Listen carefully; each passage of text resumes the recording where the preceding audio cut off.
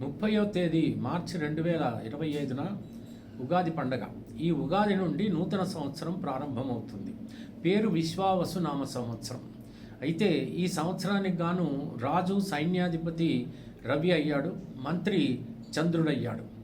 అయితే రాజు ఆ తర్వాత సైన్యాధిపతి ఎప్పుడైతే రవి అయ్యాడో ఖచ్చితంగా ప్రపంచమంతా కూడా అల్లకల్లోలమే, విపత్కరమైనటువంటి పరిస్థితులు, మత సంఘర్షణలు, ఆ తర్వాత కులాల మధ్య ఘర్షణలు, ఇవన్నీ కూడా జరిగేటువంటి అవకాశాలు ఉన్నాయి. వాతావరణ బీభత్సాలు కూడా ఉంటాయి. అయితే ఇదంతా కూడా ప్రపంచంలో జరిగేటువంటి విడ్డూరాలు. ఇకపోతే వ్యక్తిగతంగా వృశ్చిక రాశి వాళ్ళకి తీసుకున్నట్టయితే ధనం అనేటువంటిది కేవలం 2 పాళ్ళుగానే ఉంది. వ్యయం చూస్తేనేమో 14 పాళ్ళుగా ఉంది.